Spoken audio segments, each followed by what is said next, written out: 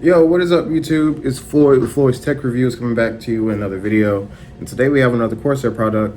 We have the Corsair Dark Core Pro, RGB Pro actually. It's one of Corsair's top of the line mouses. There's only one line that is above this one, and it's the exact same mouse, but it has the SE. It's the SE variant. So pretty much the SE is the wireless charging one. So if you have a mouse pad that has wireless charging, definitely pick that up.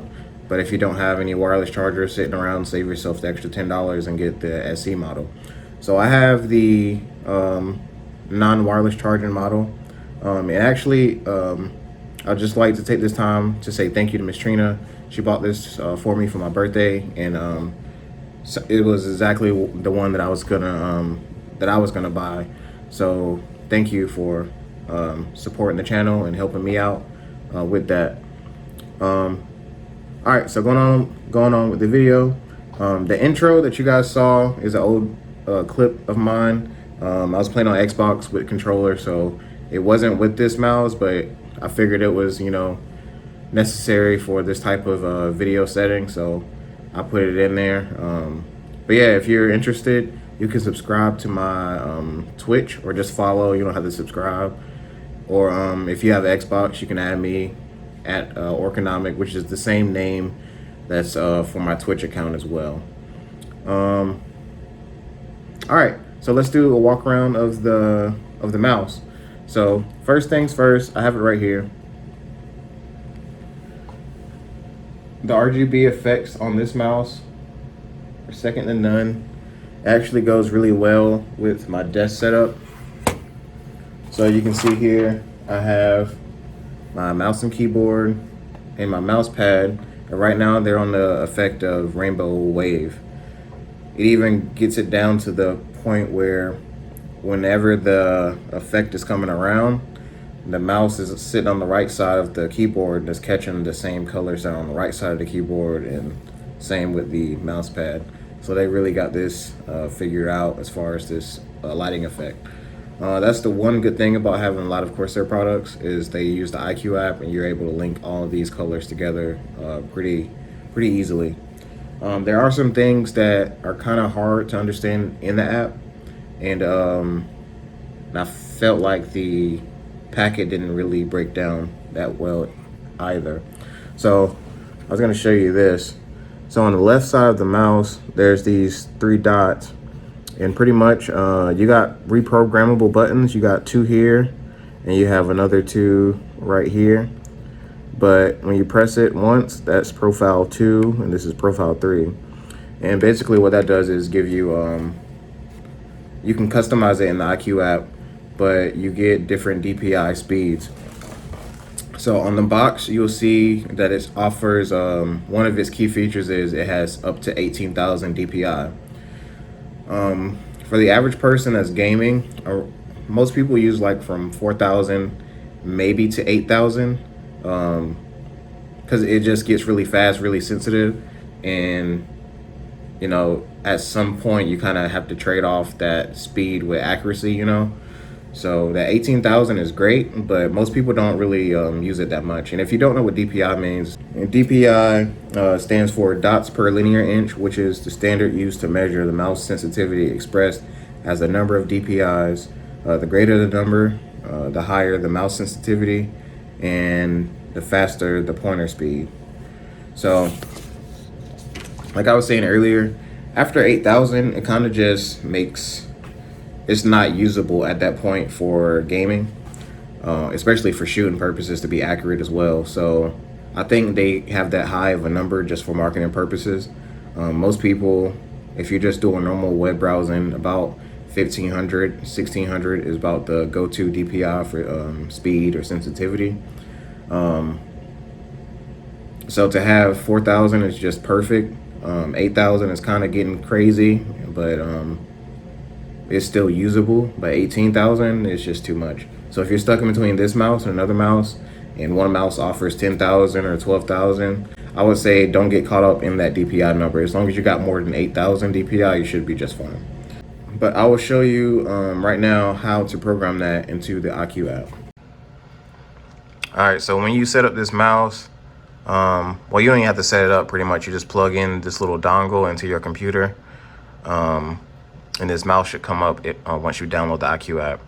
You're gonna come down to device, no, DPI, right here. So you have these different modes, 1, 2, 3, and 4. So you can preset each mode for each profile, but pretty much you have stage 1, and this is the button thing that I was explaining to you earlier.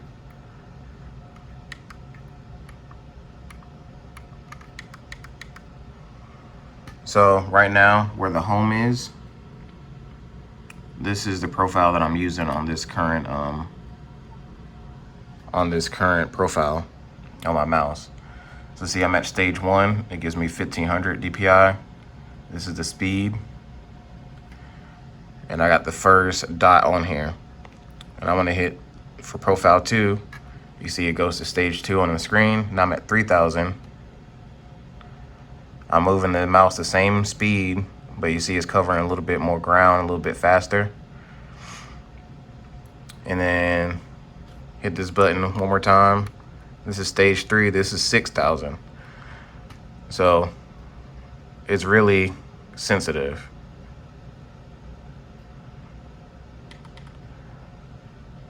Just for kicks and giggles, let's go up to 18,000.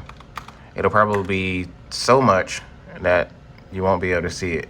So, we have to, there we go. Oh, I'm still on stage 1. All right, this is stage 3, 18,000 DPI. Look how much my hand is moving. I'm only moving this much. Look how much the mouse is moving.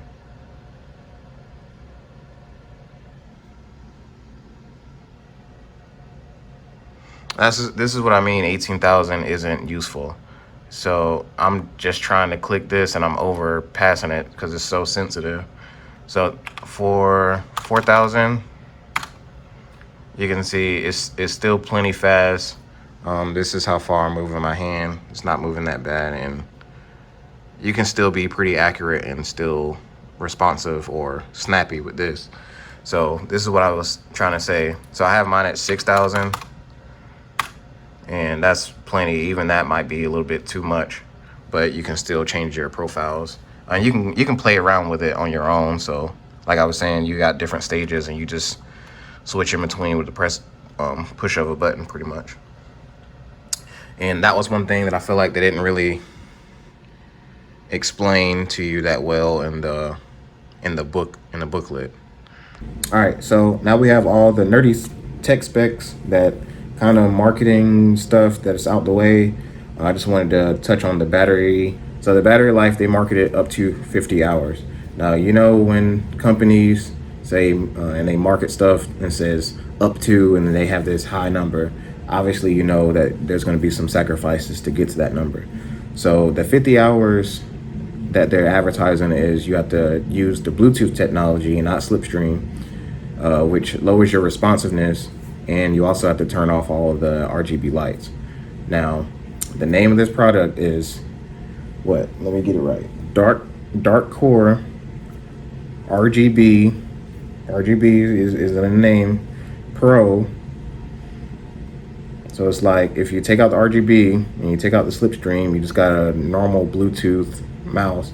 It kind of defeats the purpose of buying such an expensive mouse, such a nice mouse, if you're gonna turn off all of these features.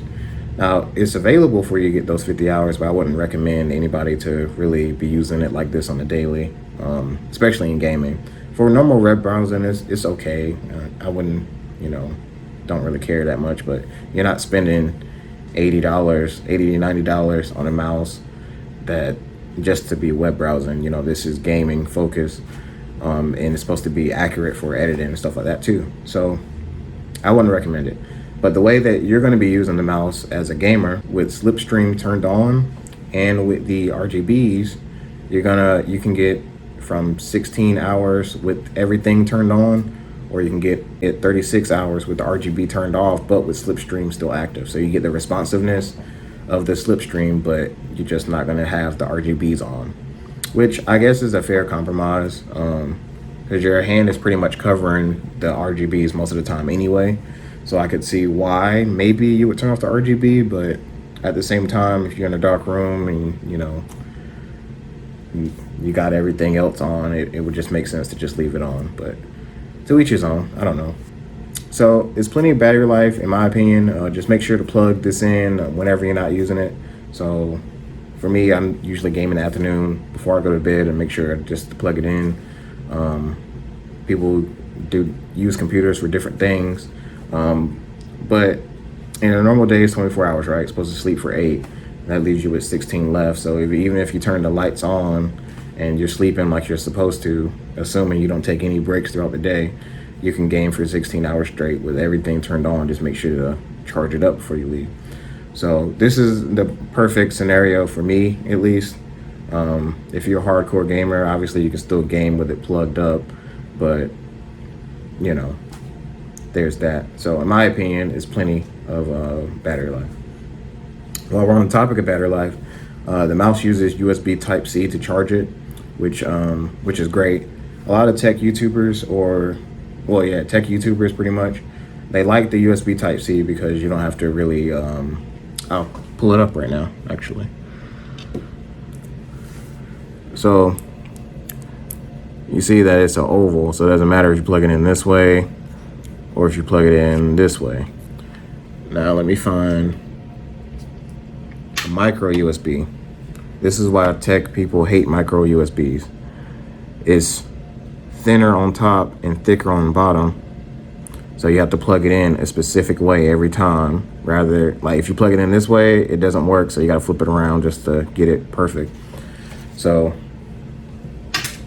that and data transfer speeds and stuff like that, but it's just more convenient. You're not trying to get the fastest, I mean, maybe you do, but you want to get faster charging times, yes, but also you want to have the convenience of not having to flip cables around and looking at the mouse, looking at it in the hole, trying to figure out where it goes, looking at the cable, doing all this extra moving around stuff. Lastly, let's talk about the feel and the design. Setting up IQ to change the colors can be a pain, but once you finally go through that headache and find the colors you like, the mouse is stunning. I like the way it looks. I love the subtle placements of the RGBs and the animation that match the keyboard and my mouse pad. Out of the box, you have a pre-installed thumb rest. If you would like to install the pinky rest, it does come included in the box. Behind the side panel, you will find a slot to install the Slipstream USB receiver if you're on the go and you don't want to lose that attachment, which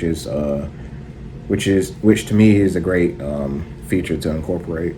This mouse has a rubber-like feel on top where the bumps are surrounding the Corsair logo. The side panels, however, are made of hard plastic. They don't have the same feel, but they aren't uncomfortable. So they aren't rubber. You can tell that they're plastic, but for what they are, it's pretty good. And to me, it's better than having most of my hand on the mouse and then having my pinky or my, I don't know what you call it, well, ring finger, I guess, touching the mouse pad. I'd rather everything be on the mouse and it stays exactly where it is, All right, so the main thing I think people will have a problem with is the curve of this mouse. This mouse has a huge curve on it. This little hump here. If you compare it to a normal mouse, to my previous mouse, I can't say what's normal because what's normal, right? But to my previous mouse, my mouse was about the same size, but the curve isn't as huge. It was much thinner. And comparing to that, it can be uncomfortable for people with smaller hands. Especially, I use my wife as an example. I had her move around on the mouse, and she said it felt okay, but it's not. It wouldn't be ideal for all day use or for someone with smaller hands. So who is this mouse for? I would say first, if you have big hands. You already have the Corsair ecosystem with RGB accessories. I would say this mouse is a no-brainer. Obviously, if price isn't a problem, I would stay away from this mouse if you had smaller hands, or if you wanted to make a more price-conscious purchase. Obviously, $80 to $90 is a lot of money for a wireless mouse. Even in the Corsair, under the Corsair umbrella, there are some cheaper options for a wireless mouse. Yeah, but for someone with smaller hands, I would recommend the Harpoon RGB wireless gaming mouse. It's still under the Corsair umbrella.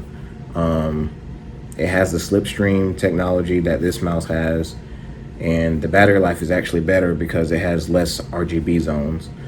This mouse that I have here, I think it said it has 8 RGB zones, and the other one only has like 1 or 2.